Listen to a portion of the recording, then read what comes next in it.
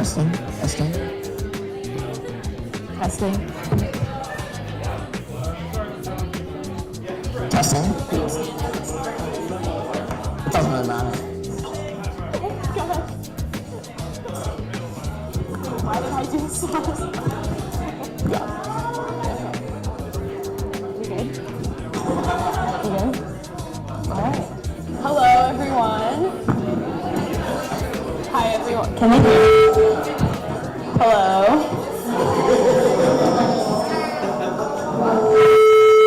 Maybe move that way. Here we go. Hello. Can you hear me? Okay. Hello. Hello.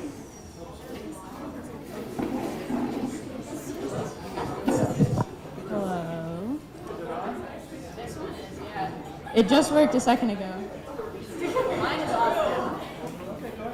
Hello. Hello. Yeah. Okay. Hi, everyone. Welcome to Late Night for the Planet. I'm Kaylee, and this is Michael, and we're going to be your hosts. So things for this show are going to be more like panel style. So we're going to have multiple guests on stage at once. We'll ask some questions and get the conversation started, and then we'll have plenty of time for questions and conversations from you guys. First, we wanted to announce that we're selling raffle tickets to support the Bark Eater Trails Alliance, who build, maintain, and advocate for community backcountry trails for mountain biking and ski touring in the High Peaks region. So if you want a raffle ticket, they're $5 over at the bar on that side of the room, and all the proceeds are going to Beta. Yeah. We have some spectacular guests in store for us tonight. First, we'll be talking about mountain biking, bike touring, and community building in the Adirondacks. And then we'll move on to a discussion about bike infrastructure and development here in the city of Plattsburgh. So first up, we have Doug Haney and Tyler Capes, who both work with bike access and community building in the Adirondacks. Please join us in welcoming them to the stage. I turned mine back.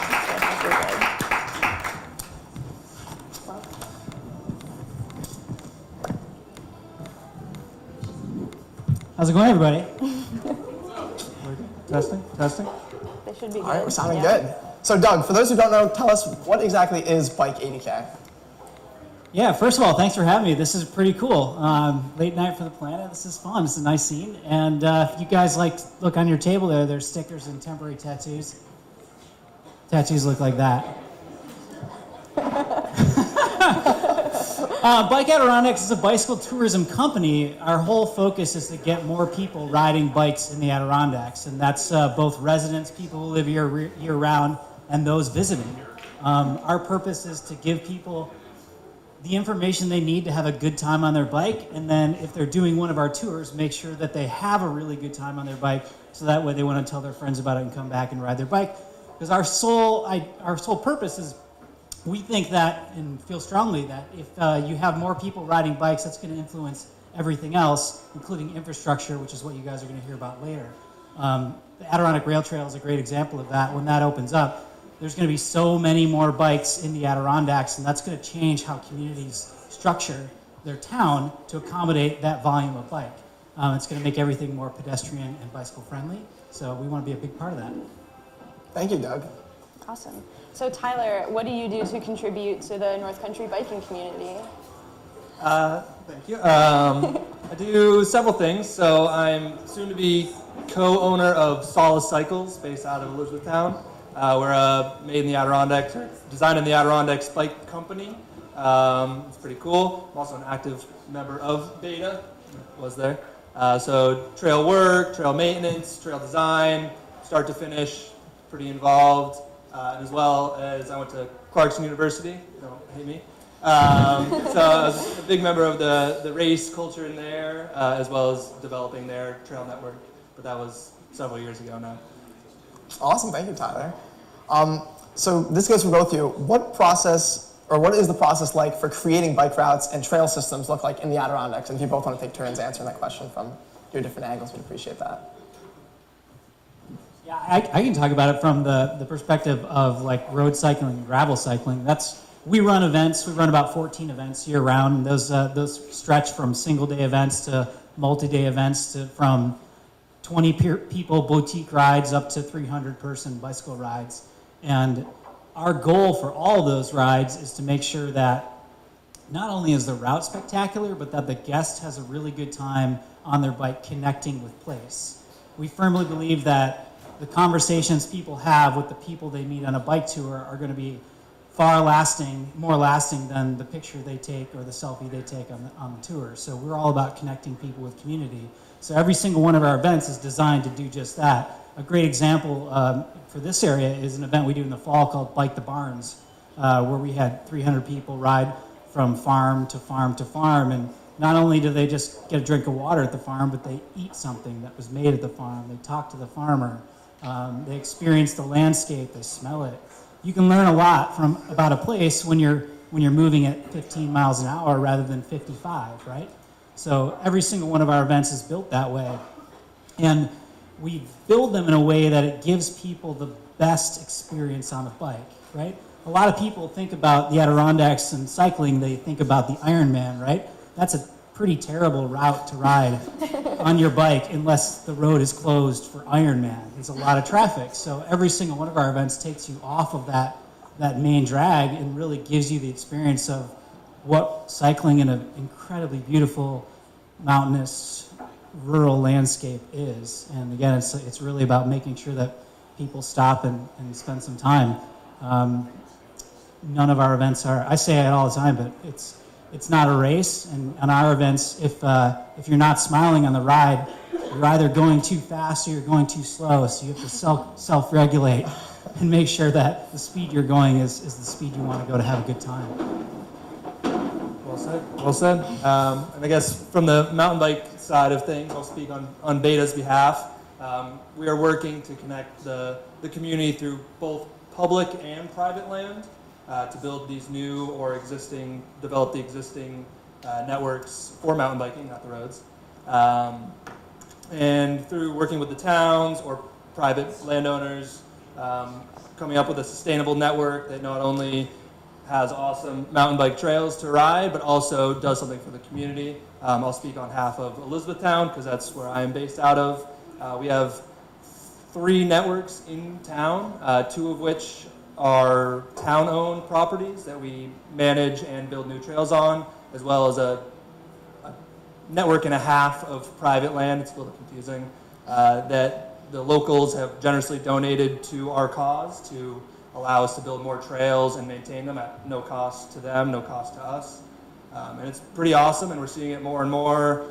Just recently in Wilmington, I believe, there was several large landowners who kind of wanted to do as much as they could. They hired local builders, they allowed local access and to no cost to anybody, which is amazing. Basically a donated trail that you can use whenever you want. And through raffles and through other fundraisers, Beta's able to hire locals to build these trails. A couple in the East Branch community trails in Keene. There's been some serious work that's going on that's amazing, as well as in Lake Placid, the continual development of those trails with some much needed flow trails for those who are kind of getting into the scene. It's a little easier to ride these trails when there's money spent on them. So kind of continuing that development, raising money, or finding people who already have the money. And trying to do as many trails as we can. Awesome, yeah, thanks so much. So how have you guys seen biking develop in the North Country over the years, and are there any recent developments or improvements that are sticking out to you? Yeah, I mean, cycling is growing pretty fast and strong in the Adirondacks and in the North Country in general. I'm not a native. I moved to the Adirondacks in 2001, so over 25 years ago. And when I moved here, there was maybe one mountain bike network that I would go to on my hardtail, no front suspension bike and beat myself up on for hours at a time and love every second of it. And now I have 125 miles of trails that I can ride within 20 minutes of my house. So, I mean, that's one thing. The second thing is just seeing cyclists on the roads when we're out, driving around or moving around the area. I see far more bikes today than I saw 10, 15 years ago.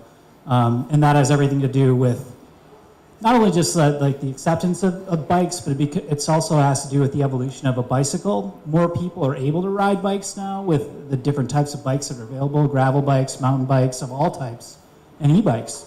My parents are in their 60s and they ride bikes, and it's because of e-bikes. So that is 100% why we're seeing more of it, but it's also about the community embrace. And that goes to what Tyler was talking about. I mean, none of those trails would happen if it wasn't for the community saying, yeah, come build here. And the support of organizations like the Department of Environmental Conservation and the APA to allow that to happen on land that's part of the forest preserve. So it's really an exciting time, and I don't see it slowing down anytime soon. And it also has to do with a lot of people like you guys who, you're into pedestrian or you're into people-powered travel, and that's huge. Absolutely. And I'll add on to that. Kind of for me, the big thing I've seen is in the young community, meaning middle school, high school. I did some time subbing in the local school district, and I think during the time they spent thousands of dollars on getting bikes into the schools, for the after-school programs, for the PE. These kids are wanting to ride their bikes. I'm seeing them after. It's a little weird seeing your teacher after school, but we won't talk about that. But they're pretty stoked, and between racing or riding with your friends or just riding to school, it's pretty cool to see all the development for that to happen. And you can pedal right from your school to the networks now, and that's something I wish I had when I was growing up. And it's definitely going to be kind of an exponential growth of these youngins coming in and kind of supporting that cause and kind of continue to build it up. And I'm definitely excited for that. It's cool to see. Totally, yeah. Yeah, I mean, Barkeeter Trails Alliance in sync with an organization, which is a student kid-led organization called the Saranac Lake Innovative Cycling Kids. They build a mountain bike network on school property in Saranac Lake. Lake Placid is something similar as well. And those clubs, middle school mountain bike clubs, the school owns like 20 bikes. So the kids get out, that's what they do after school on Wednesdays. Awesome. That's awesome. Which is really sweet. Yeah. Yeah. So you touched on this a little bit already, but what other community level impacts are we seeing from the growth of biking in the Adirondacks and the North Country as a whole? Yeah, I'll take that first. We're in the midst of that right now. Elizabethtown is kind of the county seat. There's a lot of county buildings, and that's kind of all it had for a long time. But it's kind of cool. There's a pretty good core of entrepreneurs who are kind of coming together, and not only are we developing the networks, but we've got a new bike shop opening. The Inn is going to start having e-bikes for rentals so that you can get out to those other spots. And it's cool to see the community embrace the bike culture. And again, I'm just speaking to Elizabethtown, but of course in every town it is the same. Like Wilmington, that's the core of their being now is bikes and skiing. There's going to be some snow tonight. Put that in there. And yeah, it's cool to see. That's definitely for sure. Absolutely. Yeah, I think a good testament to that is what I was speaking about earlier with the Adirondack Rail Trail. I mean, a 34-mile vehicle-free corridor between some of the most beautiful communities in the Adirondacks, from starting or finishing, depending on your direction you're riding. Saranac Lake, Lake Placid, Saranac Lake, Lake Clear, Tupper Lake. That's going to be a game changer for this area, and I'm so excited to see the data that comes out after even just the next summer of only having the phase between Saranac Lake and Lake Placid open in terms of usership, because right now phase one's not even open, and I see bikes on it every single day. It's amazing. So, and going back to what I was saying earlier, that is what's going to change culture in these communities. I'd be hard pressed not to. If I were a gambling man, I would bet that after 5 years we reevaluate whether the rail should stay beyond Tupper Lake down all the way to Utica. I wouldn't be surprised if in 20 years from now that's a rail trail all the way from that area all the way to the Adirondacks. That'd be amazing. Yeah, that'd be pretty sweet. I mean, that's kind of where we're on the cusp of that sort of change, and this is all happening now. Definitely. Yeah. Before we open up to questions from the audience, what are your favorite places to bike locally? Oh, That's a loaded question. Or multiple of them. Yeah. Which bike? Yeah, exactly. We have time. Yeah, I'll stick with I'll go the mountain. That's for my expertise. I like the local stuff's cool. Or the new stuff. It's something that the Adirondacks haven't had. It's flowy, it's fun, it's no rocks, no roots. But I like the old school tech in NAR. And I'd say there's no better spot than Otis Mountain for that. For anyone who knows the terrain, it's pretty gnarly. We've got some serious stuff, some serious injuries from that.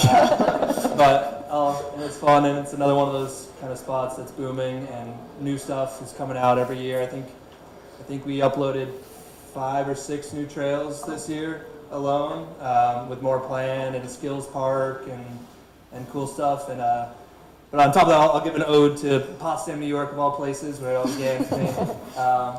It's way up there, basically Canada, but it's a cool spot about another college kind of taking hold of it and doing some cool stuff up there. So ode to Clarkson on that one. But, Great, I'm sure they appreciate it. yeah. I guess for me, it just really depends on the day. If I'm on my gravel bike, I think some of the best gravel riding around is in the North Hudson area. There's just incredible roads down there for gravel riding. If I'm on my mountain bike, I really enjoy riding in Wilmington area and also in Eatontown. But Saranac Lake's got some good stuff too, so it's hard to say. But mostly and then the road cycling, I think, around the Champlain Valley is some of the best, and also in Wilmington and Jay is really, really good. But my favorite bicycle riding is actually riding with my family, getting out there with my kids and riding and having a good time with them, whether it's on the pump track or around my neighborhood. It's a totally different experience riding a bike with little ones than it is like me just going and crushing myself at Otis Mountain. I can ride 25 miles in a day with my best buddies and like be sweaty and dirty and have a beer at the end of the day, and it's the same feeling if I ride 5 miles with my kids. That's awesome. Yeah, I can't top that. Yeah, you can't top that. That's a great answer.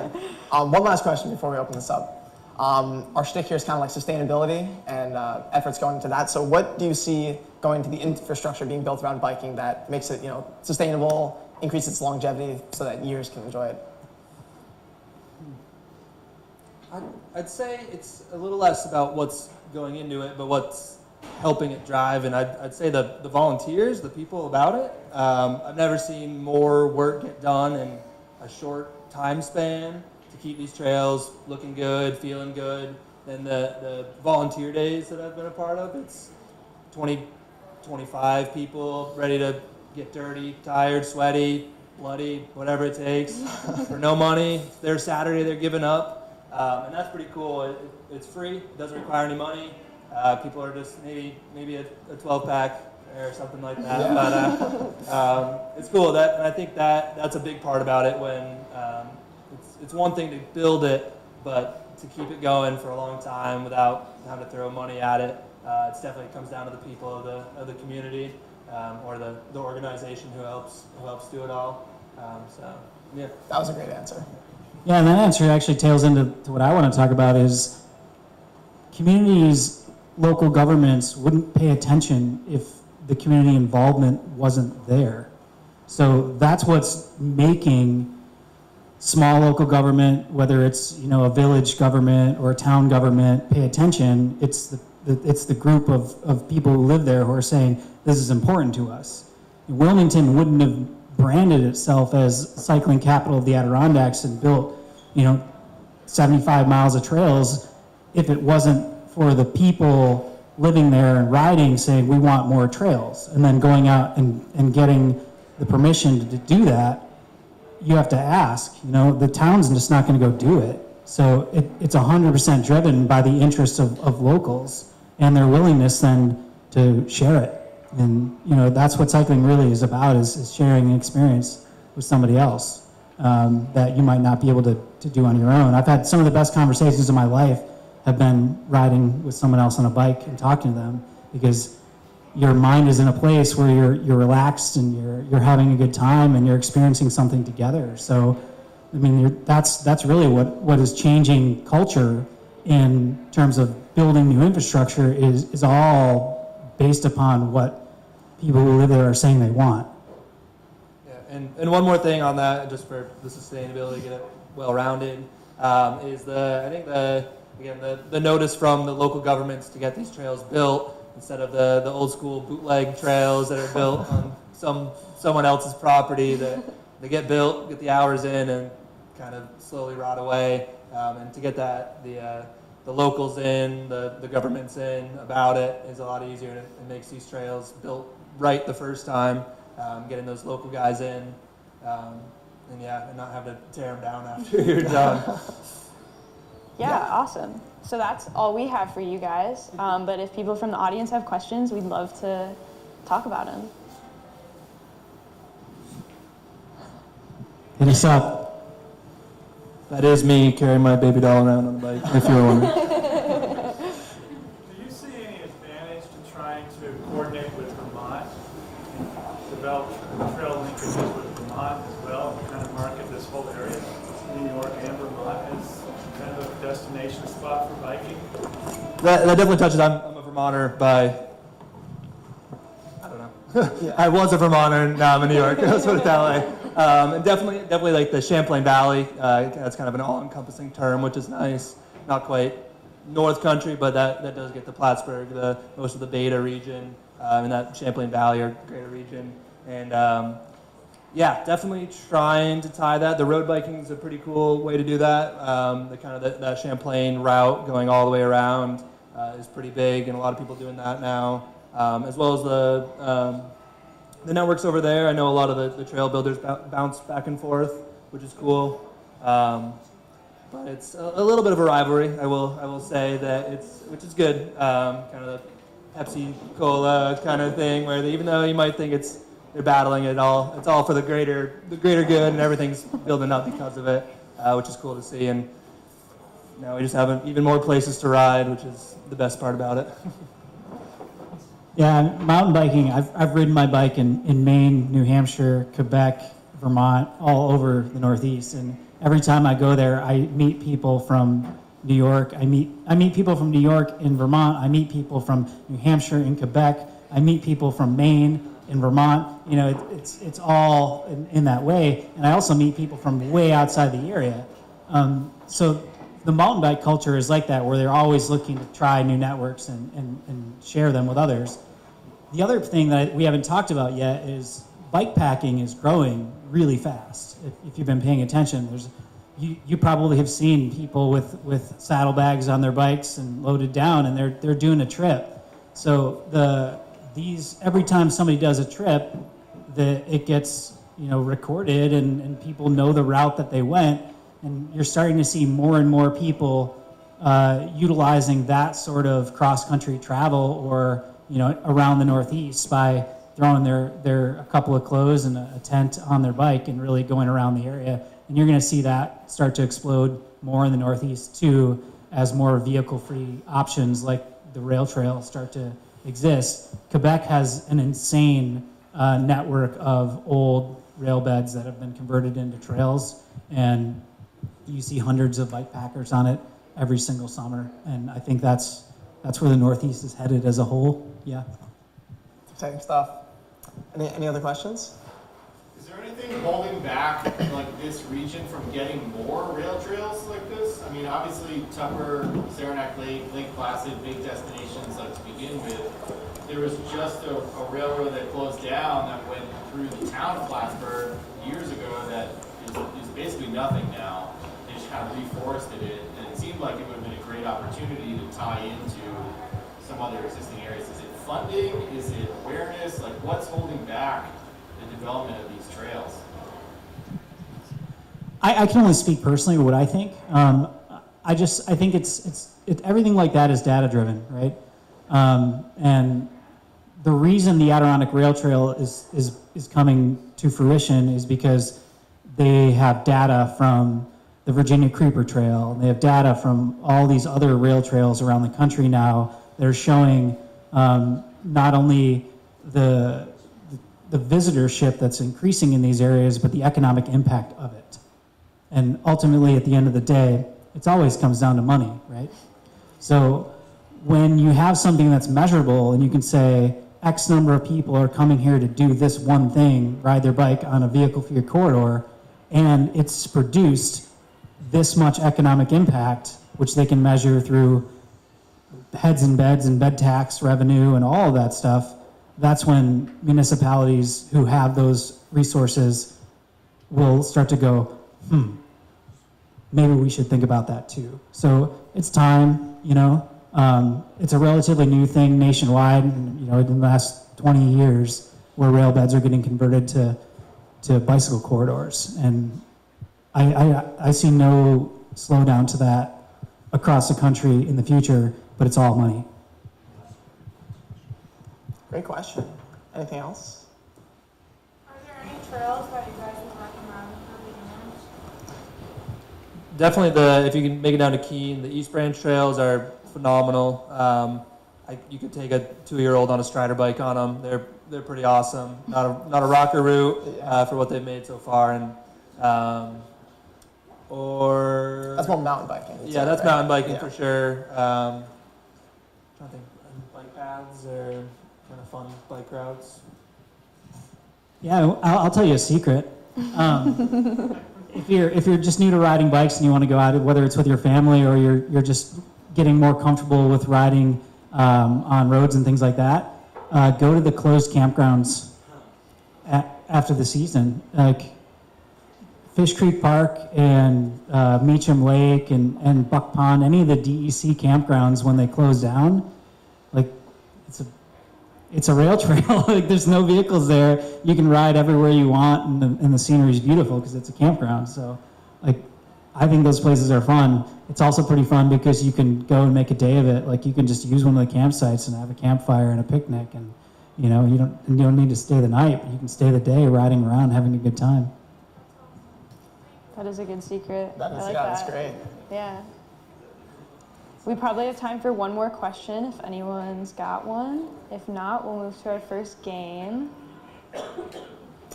How's it been working with the APA, and are fixies overrated?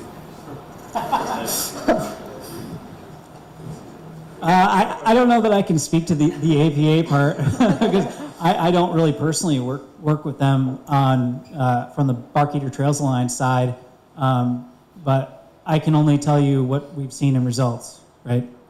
I mean, the amount of trail that's been built in the park over the last 20 years is phenomenal.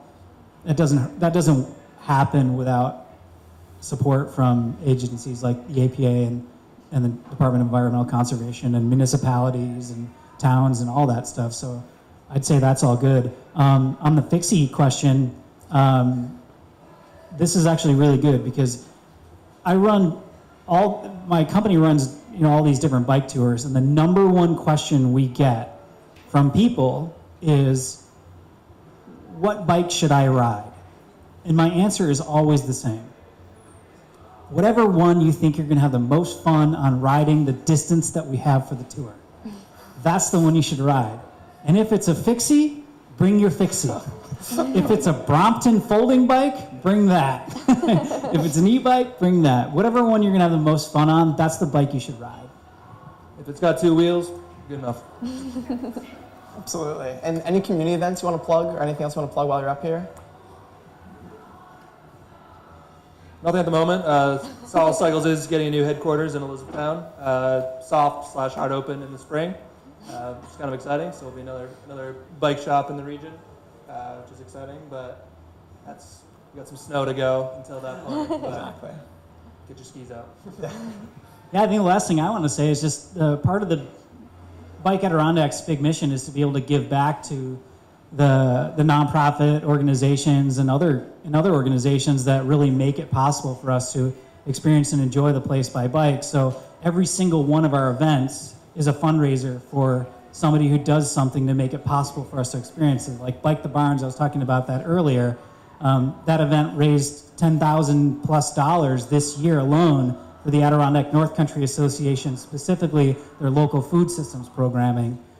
We do an event in July called Ride for the River, which features the Ausable River Valley, and it raises money for Ausable River Association. So the point being is that our experience on the bike is directly related to the organizations that put in the time, the work, the effort, and the money to maintain the resource that we're enjoying.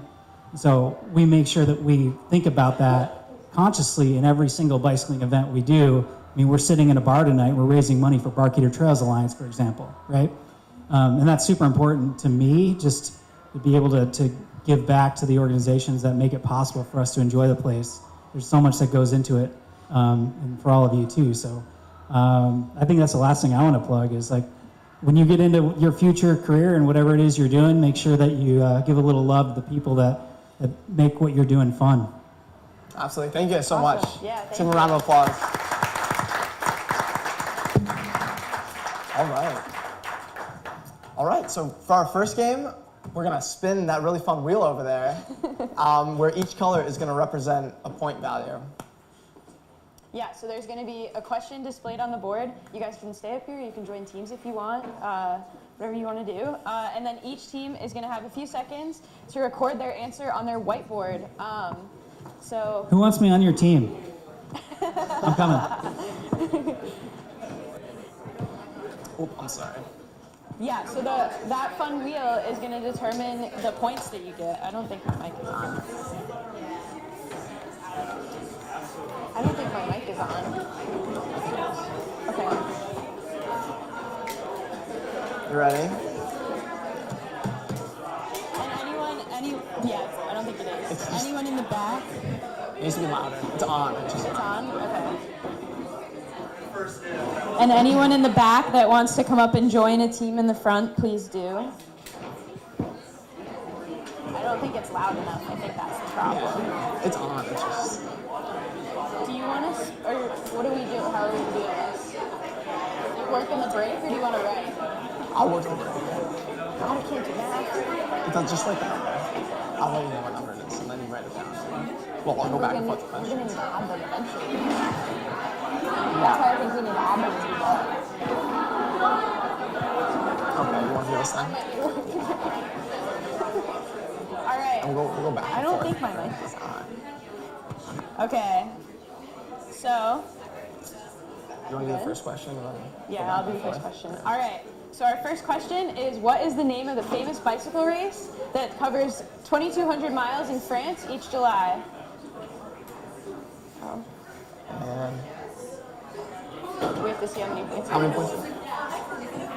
No, it's not a first. It's not a- score, yeah, not a sorry. First. You're good. Yeah. If everybody gets it right, we'll all get the points, and then we'll. Yeah, and we'll add them up. What are we at? For a 200-point question, For 200 points. I think we boards up. All right, everyone's got 250. Is that We don't, oh, was it? 200 points. 200 points. Which means we don't have to write it because it's all there. It's all the same. We're breaking even. All right, next question. Which Dutch city is known for its extensive network of dedicated bike lanes and is often referred to as the bike capital of the world? Which Dutch city? Oh, it's up there. Oh, I don't know why it says Dutch city.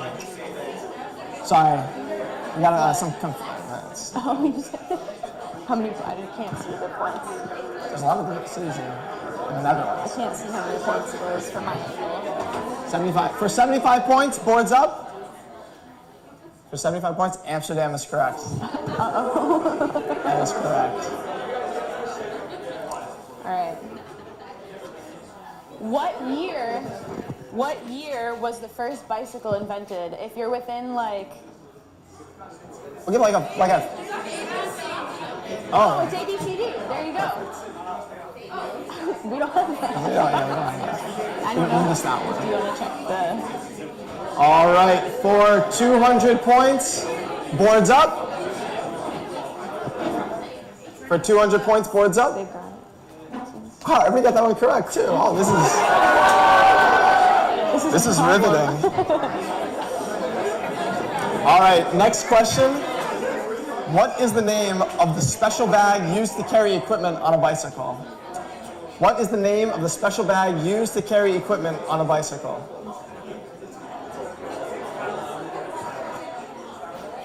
And this is going to be. All right, for 25 points, a whopping 25 points, boards up.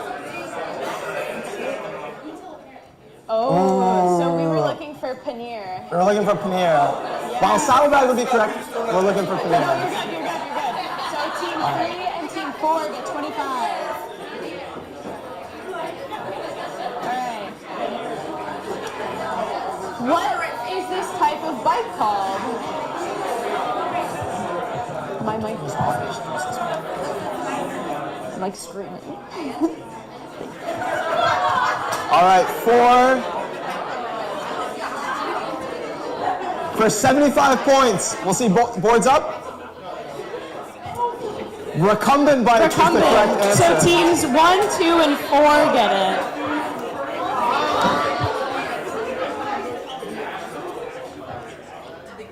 Okay, so our next one is a true or false. Choosing a bike over a car once a day can reduce the average person's transportation-related emissions by more than 50%.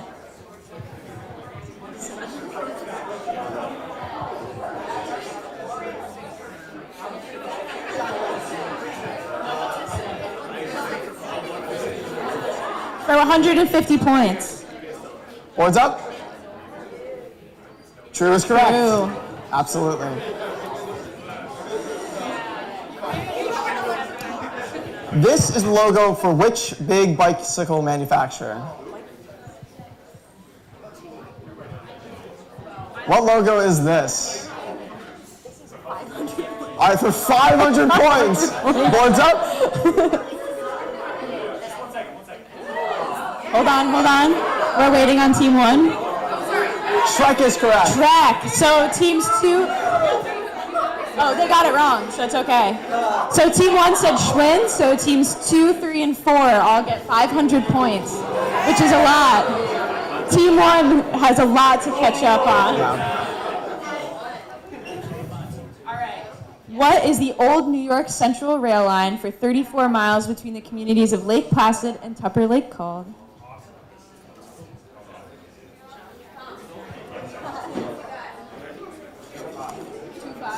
For 25 points. 25 points. All right, let's see those whiteboards. All right. Everyone got it right. Awesome. How much does it cost to take the local ferry by bicycle? Too much is the correct answer. Yeah. More than 0.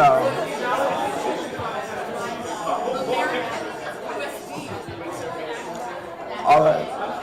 This is a 300-point question. For 300 points, let's see those boards. Let's see it. Oh, no. Oh, no.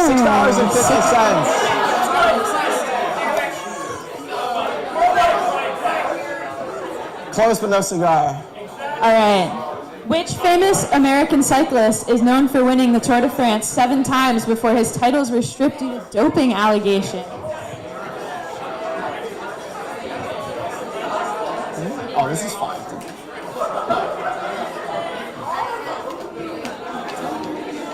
So this is a 200-point question. Let's see those whiteboards.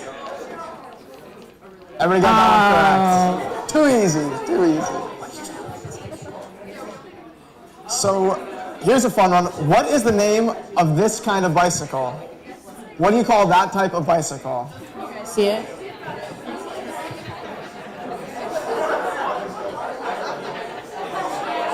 This is also a 200-point question. Taylor, are you helping them? Okay, for 200 points, let's see it. Team 2 for 200 points. This is a Stingray. We didn't think anybody would get that one. Wow. Okay. Which local mountain bike trail system is hosting the UCI Mountain Bike World Series in September 2024? I have a feeling Team 3 might know this. Oh, this is a 500-point question. 500-point question. We have the opportunity for a big lead. Or come back if your team won. Or a comeback if your team won. All right, 5, 4, 3, 2, 1. Let's see those whiteboards. It is not Gore. It is Mount Van Hovenberg. So team 2 and 3 for 500 points. That's a big lead. That's a sizable lead. Oh my god. Oh my god. Fucking sorry.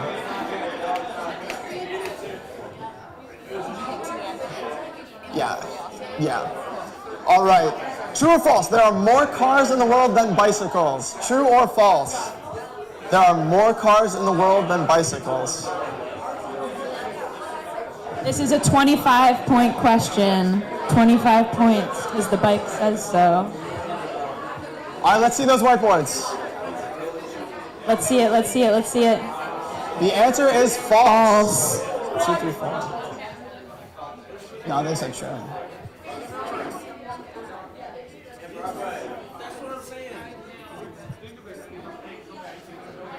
Is there an issue? All right. What local race takes participants through 93 miles of the Adirondacks mountain bike trails? Team 3's got a big advantage here. It's like, it's an event. There's no winner. This is a 100-point question. 100 points. We'll do like a few more seconds. Few more seconds. All right. Let's see those whiteboards. Let's see the whiteboards.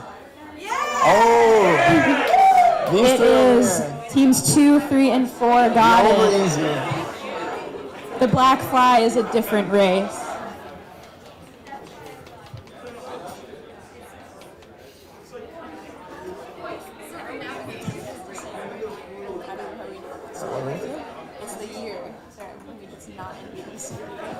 Oh. Thomas Stevens was the first cyclist to circumnavigate the globe by bicycle. What year did he complete this journey? And we'll do it Whoever's within the closest. decade. Or yeah, we'll do his closest. Whoever's closest will get this. Yeah, that's you're right. Good call. This is another 20.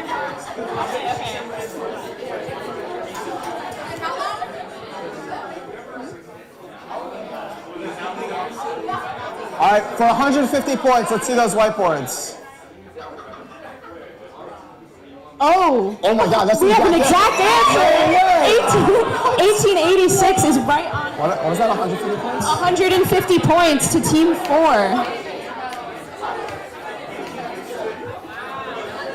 All right. We got a few more. No, that was 150. 150. You're good. All right. So, how many days does the Tour de France last?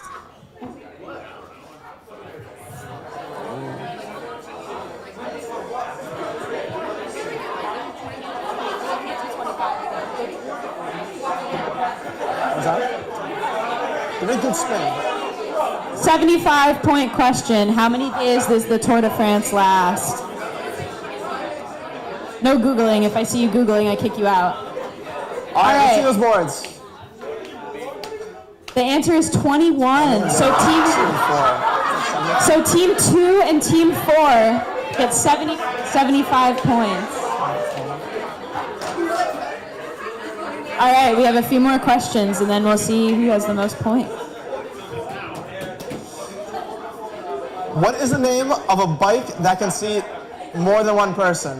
What do we typically call a bike that can seat more than one person? This is an 100-point question. 100-point question. 100-point question. All right, for 100 points, let's see those Let's see whiteboards. The answer really for is tandem bike. That is absolutely correct.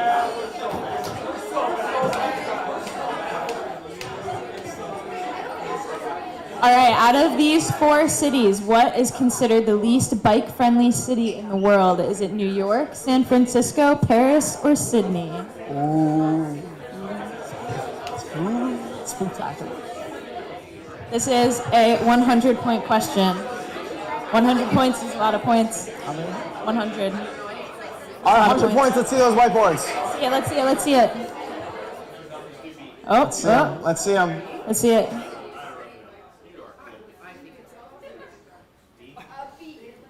Oh, the answer is D, or Sydney.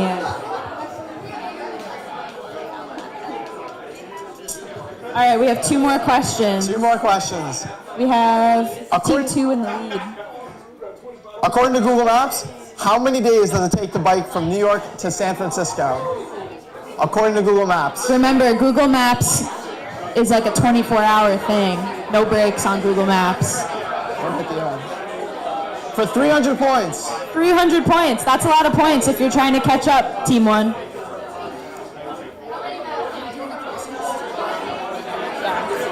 We'll take the closest answer. We'll take the closest answer. Okay, let's see the boards. So we have Team 4 saying 40. Hey, what? Team 3. Team 3 saying 20? We're doing math over here? Team 2 is doing 18, and Team 1 says 28. The answer is 12. So the Team 1 is the closest. Wait, What did you guys what did you say? Oh, no, you're not the closest. They said 18, sorry. Team 2. I swear.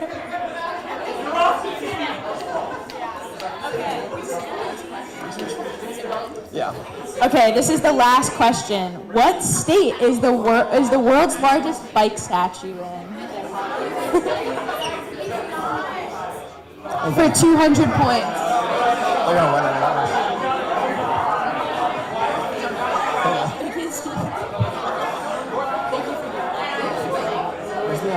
I would up here like typing away in the calculator.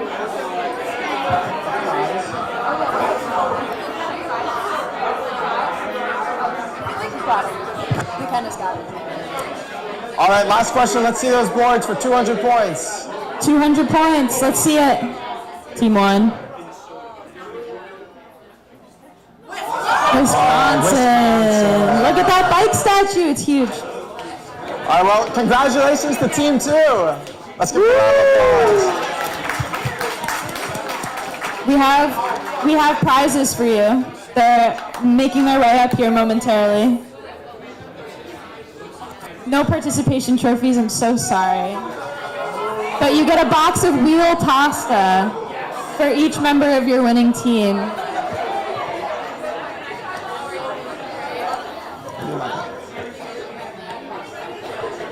That's dinner for like 3 days or 1 day. It's wheel pasta. Oh, this is awesome. Let's go Team 2. If you wanted to bring up that board, you can put it up here.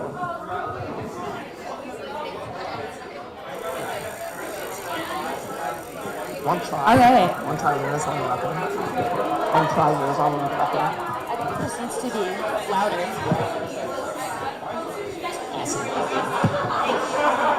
Can you make mine louder? I don't think it's working. Okay. Oh, beautiful. Okay. It's not working. I'll just yell. That's okay. Put that on the floor. Should we put that on the floor, maybe? Or that? Can you just move it forward, maybe? Okay.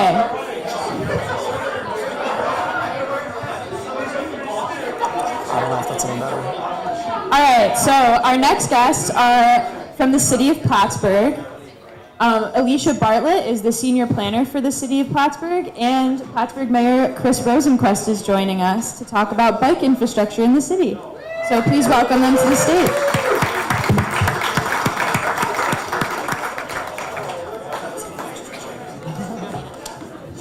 Hello, everybody. Try turning this one. Hello.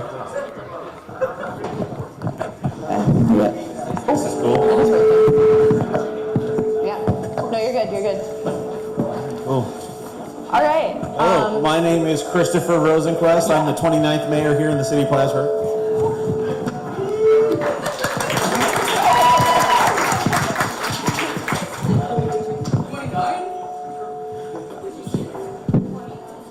It's not on. And you would like to introduce yourself? Yeah. My name is Alicia Bartlett, Senior Planner, City of Plattsburgh. I've been there for just over a year. Yes. Awesome. Thank you. Thank you. Thank you for being here. Watch that too. Yeah, that should be it. Okay. So to get started, what was your motivation for creating the bike-friendly Plattsburgh plan? Or if you just want to talk about like bike infrastructure in the city Yeah, and cool. then how this plan came Yeah. about Shall I? and like what Shall I? it entails. Yeah. Okay, so the city of Plattsburgh has about 60 miles of road within the city. When I first came on, we had about, I think last measured, we had about 1.6, maybe about 2 miles of actual biking infrastructure on the city streets. So like sharrows, protected bike lanes, or some type of biking infrastructure. I bike, I'm a bike rider. I've lived in Minneapolis, San Francisco, Seattle. I've ridden my bike in those major metropolises. And it was just very frustrating seeing the increase of biking in our city without the appropriate infrastructure. Not only that, but if you do the study on socioeconomic leveling of folks that are not economically mobile, most of those folks use bikes because that's what they can afford. So without the appropriate infrastructure, it's often more dangerous for folks to ride their bikes. They tend not to ride their bikes, or they ride on the sidewalk. It's not something that we want either. So the increase of multimodal transportation, biking, public transit, safe walking, it was very critical to me as I was coming into the mayor's office. So that was really the premise of the bike-friendly Plattsburgh plan. And then just the overall frustration that biking infrastructure in the city was shit. So, yeah. Thank you, Karen. Yeah. Great motivation to get that started. So what are like some of the initiatives of the plan and what has been like accomplished so far and what do we like what can we look forward to, I guess, in the future coming from some of that? Yeah, so the plan is to lay out connections for bikeways throughout the city and connections to areas outside of the city so people can transport across the city and to the region at large. And one of the impetus is to create safer biking and help extend complete street networks and make the roads safer for everybody on and off the road, and promoting predictable riding and predictable driving. The bike-friendly Plattsburgh plan has 3 different phases for its rollout of bike infrastructure on the roads throughout the entire city. And the entire city is about 5 miles. It's a super compact city compared to most cities throughout the U.S., which is an advantage to us. And so for that, we're looking at sharrows, shared roadway symbols that go on the roadways to direct where bikers should follow. And those are connectors. We have 5-foot bike lanes on wider roadways, and then connections to trail networks as well. And some roadways are higher volume roads, so we don't have designs in place for those yet. We have to do more studies, and that would be the phase 3 of the rollout. Are people familiar with what complete streets are? Like complete streets, like the, what would you call it? Like, what would complete streets be qualified under? A complete streets is a mobility term for creating and designing road and transportation networks for all forms of transportation, not just vehicles.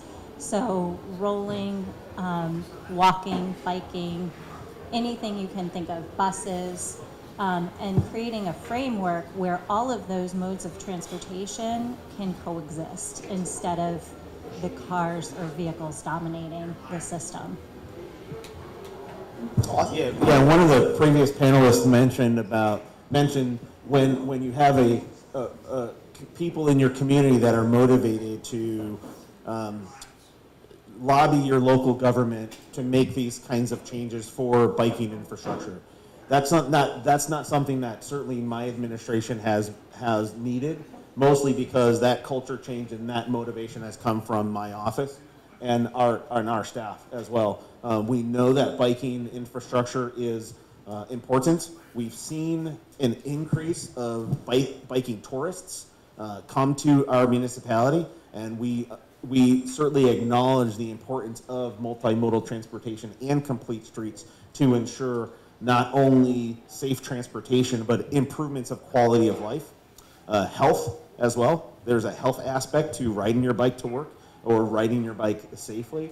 And then again, the safety part of it, which is, again, we don't want people riding on the sidewalk. We want people to be able to safely ride whatever mode of transportation that you have on the right part of the road or the sidewalk. Yeah.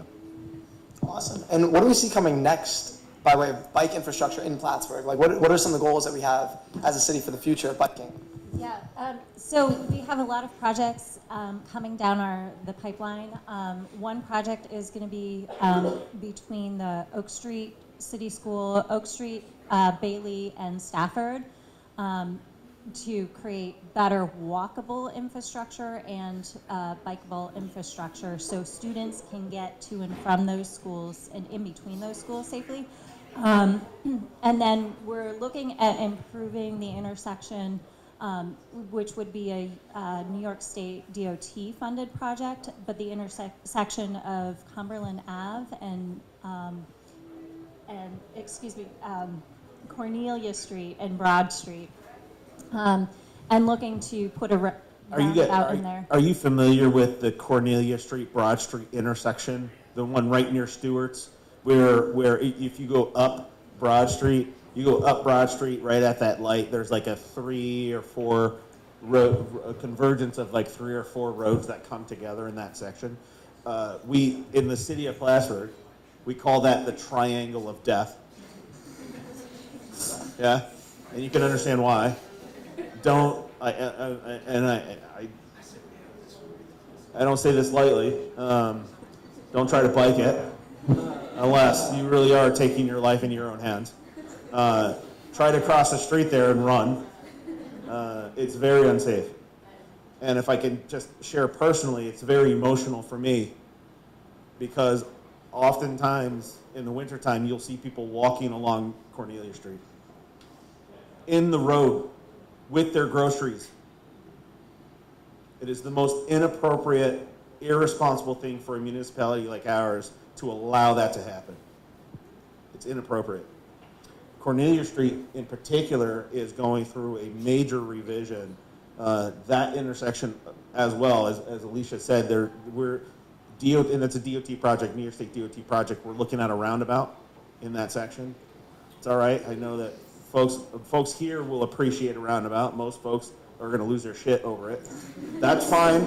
You'll get used to it. Traffic patterns change. It's okay.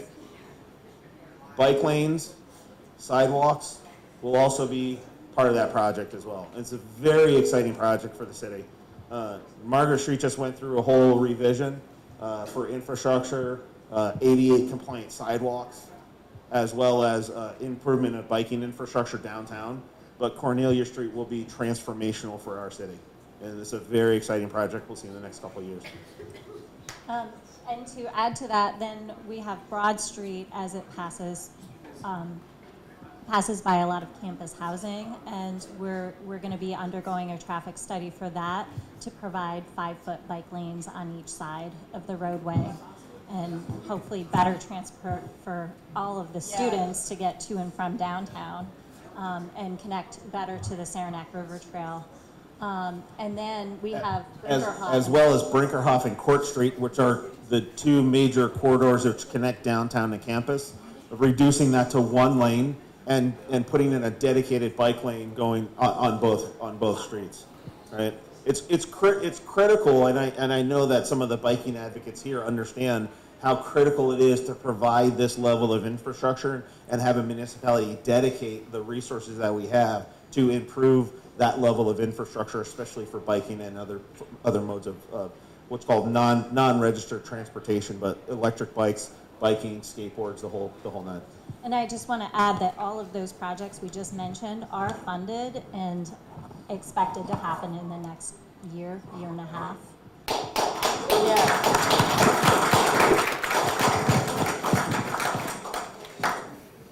Yeah, so you've kind of touched on it, but what are, I guess, the benefits that you're most excited about seeing for the community as like part of these plans? I think generally just seeing more people out on their bikes, not just low-income people who have to rely on cycling for transportation, but joining those groups and seeing more people riding more predictably and safely, less bike accidents, cars sharing the road, and just a greater number of cyclists and pedestrians out there in force, because we have such a compact city here. It's like it should be used. Yeah, and the affordability of electric bikes and non-pedal bikes or pedal assist is growing, and we know that it's growing, and we know that it's easier to use. It's pedal assist or electric bikes are readily accessible. They're cheaper. They're certainly cheaper than a vehicle. Some folks that we do see ride their bikes in the wintertime, which is fine. But the more that we increase this infrastructure, the more welcoming of a community we are, the more healthy of a community we are, and we can get people to their places of work a lot easier. Absolutely, yeah. I think we're all really excited to see these changes come in the near future. And speaking personally, do you folks have any special spots or spots that hit close to home for you? What's your favorite go-to biking locale in Plattsburgh? I like to just connect a loop between the Terry Gordon Bike Path, Saranac River Trail, and then loop through the middle of the city. Nice, great loop. Yeah, I've got two favorite rides. One is from Plattsburgh over to Grand Isle via the ferry, the Colchester ferry to the Causeway down to Burlington and back. When the Port Kent ferry was open, that would be the loop around down to Port Kent, or the Burlington ferry to Port Kent and then back up. One of my favorite rides in the world. And then if I'm riding around the city, the best ride is the Saranac River Trail right at sunset, right when the time hits and the sun is going down, and it's just the most beautiful time in the city of Plattsburgh. And just invite people to go do that. And then I'm going to give you a local tip. Okay, you ready? There's a small little park right off of Waterhouse Street. It's right across the footbridge. It's called Vale Park. You can find it on a map. The secretest of hiddenness of gems in the city of Plattsburgh. I guarantee you, if you find this park, you'll start to share it. It's a gem in the city, and it's not very well known. So go find it. Awesome. Thank you folks so much. I think those are all the questions we have for you. Does anybody else have any questions? We'll open it up to the audience now for questions that you may have. Well, we touched on rail trail stuff earlier. Is there any plans for Plattsburgh to help with that development of any kind of those style town-to-town paths, or is it mostly based on in-town stuff? So the Saranac River Trail is probably the closest thing that we have to inter-town connections in terms of a trail or some type of non-vehicle system. If you can help me move the railroad off of our waterfront, I'm happy to turn that into a bike rail trail. That's my thing. Yeah, let's go. What's up? Reclaim our waterfront. Move the train. Move the train. Right? Come on. To add to that, on a little more serious note, we are... That was serious. With my dying breath, this train will be moved. We are coordinating with the town of Plattsburgh to connect with all of their trails and leverage everything that we're doing in the city. Awesome. Thank you for that answer. Any other questions? I got one. You guys already answered, I think, but if you could wave a magic wand and add new trails or add like new access for bikes anywhere in the city, where would it be? I know you guys are prioritizing things based on funding and like what you have access to, but like what's your wish list beyond this? Or like if money was no object, what would you do?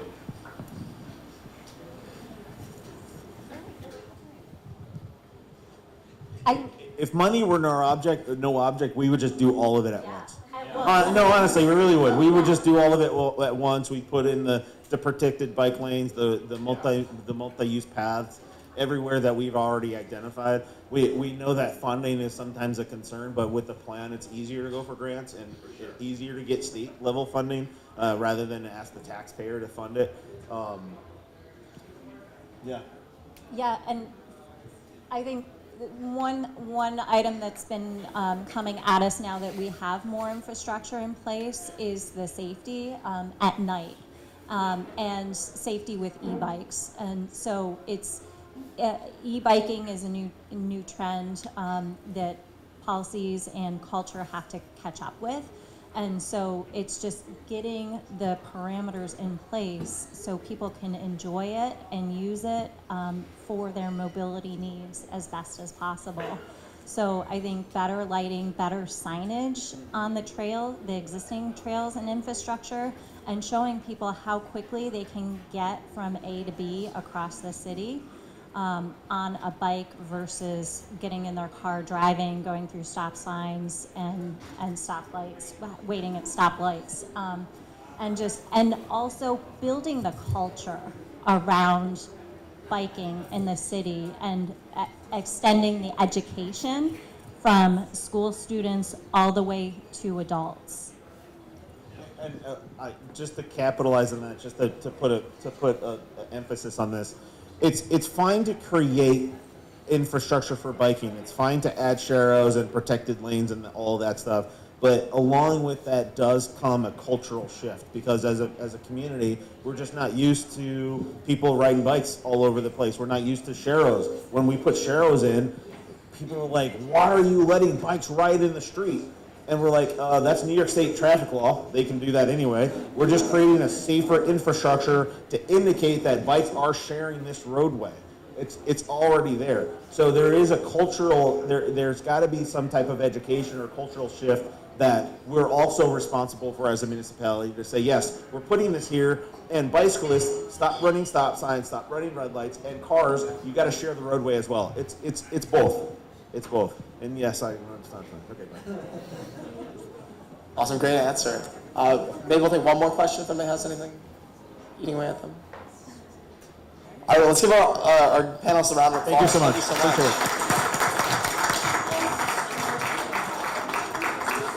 All right, so we have one more game for you guys, and we're gonna play like a Price is Right kind of game. So this isn't a group game, but for each question, we're gonna need 2 volunteers. That way they're kind of competing against each other. And then one of you, whoever is closest, will walk away with a pair of Bike Adirondack socks that were generously donated by Bike Adirondack. All right, so for this first question, we need 2 volunteers, and our 2 volunteers are gonna stand up, and if you don't volunteer, I'll call on you. So watch out. All right, we have 1 volunteer. Second volunteer. You don't have to come up, you can just stand. Yeah, whatever. It's all good. Okay. All right, so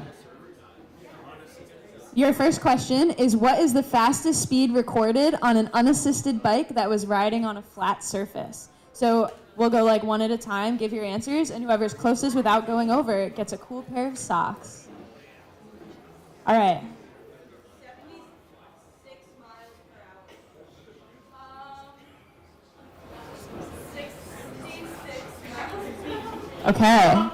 So we have a 76 and a 66. Our answer is 82, so you get a cool pair of socks. They're great socks. They're green and blue. Awesome socks. Thank you, Bike 80K. All right, can we get 2 more volunteers?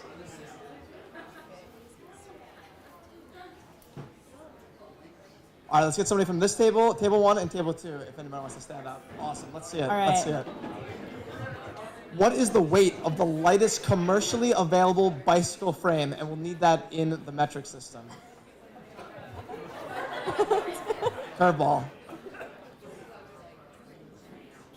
Yeah, we'll give it in grams. In grams. In grams. That could be a hint. 5 grams. 5 okay. grams. 500 grams. Correct answer is 585 grams. So real Closest close. without going over.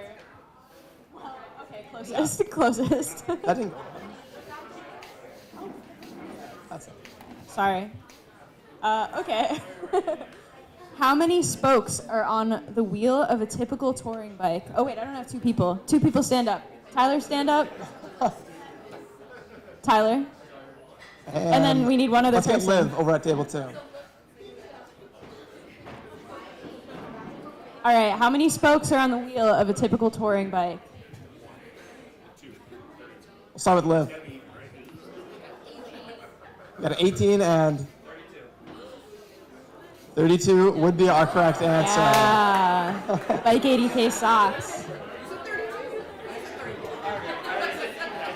All right, so we need 2 more volunteers. We're running out of Mark? names. Oh, Mark's got one of them. Mr. Rosenquist has got the other one. All right. Mr. Rosenquist may have an advantage here. How many miles does the Empire State Trail cover? We'll start with Dr. Lesser.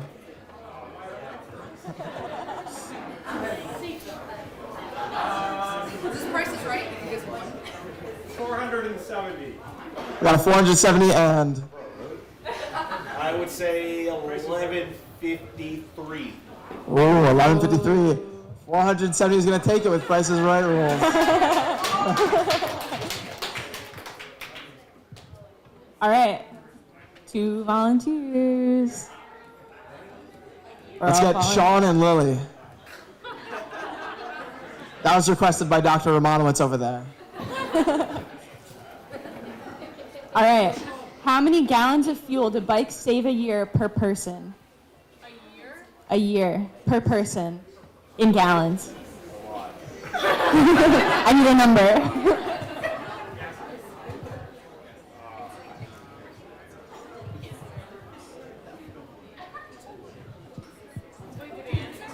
Sean, let's hear a number. I don't know. Take a guess.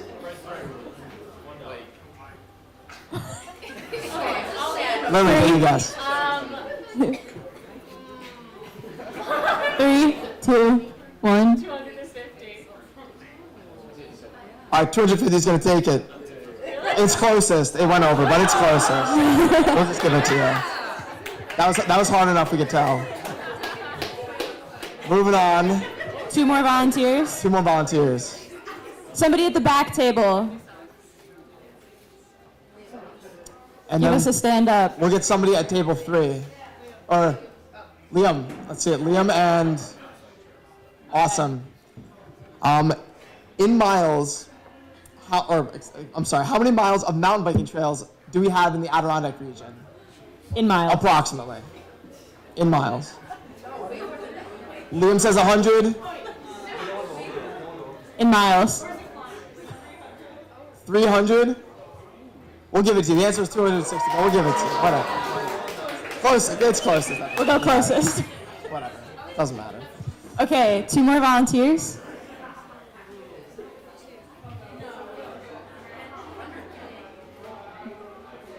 Anyone? Somebody's walking around with a free pair of socks. We're pretty lenient with these rules. No. Yeah. Alicia. And Maddie. How many hours do you have to complete the Whiteface Wilmington 100K bike race? In hours. Not kilometers.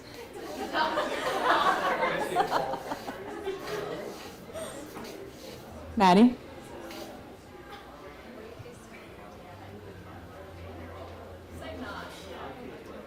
Okay. 9 hours. We have a 9. What do we have from?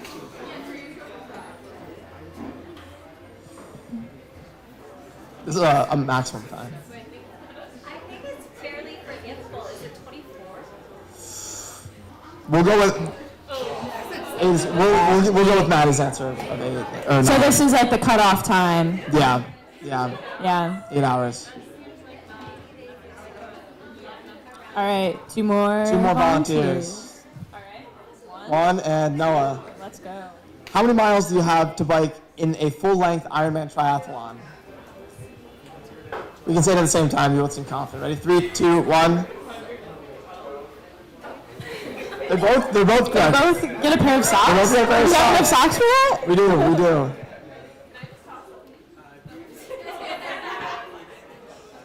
All right.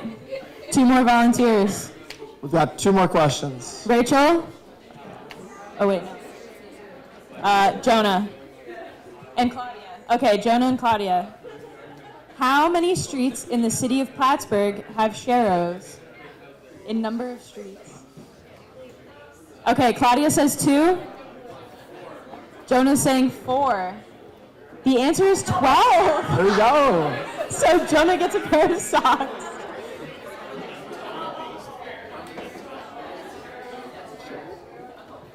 All right, last question of the night. Any volunteers?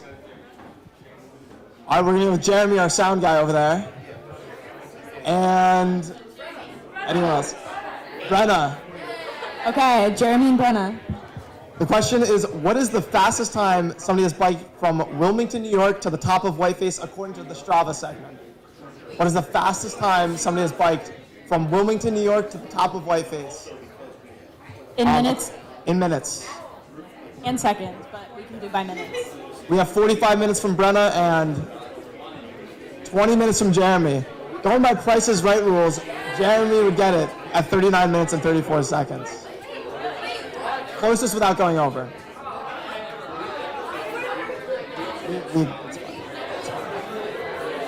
All right. Okay, so the last thing that we have to do tonight is draw our raffle. If anyone has any last minute raffle tickets they'd like to buy, now is your chance. They're $5. If They're you have a $5 $5. bill, you'll give it to McKenna in the back real quick. We'll give like a minute or 2 to do that. And all of the proceeds go to Beta, who build and maintain trails in the High Peaks region. They're really cool. And make sure you take the survey.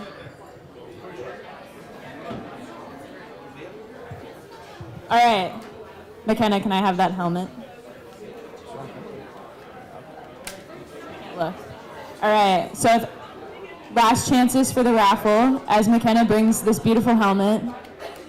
$50 Bike 80K gift card. For a $50 Bike 80K gift card. I believe the socks are buy one, get one free right now, and I think they're $15 on the website. So you can get like Good deal. 2.5 pairs of socks. All right. So now we're going to draw this raffle. All right.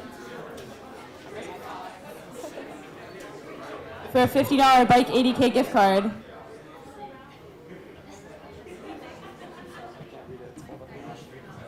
Hold on, it's the sticky notes folded in half. We have Mark Cassone. Woo! Congratulations, Mark. Congratulations.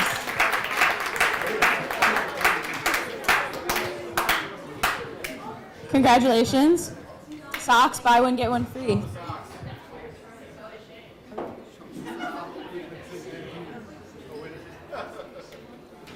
All right, well, that's all we have for you tonight. But before we go, be sure to scan the QR codes that are on the table tents and fill out our survey. It's also up here if you don't have a table tent. Your answers help keep the show going. Super important that we get feedback from everyone who's here in attendance about what you'd like to see from the show and what we should do in the future. And can we get one last round of applause for our amazing guests?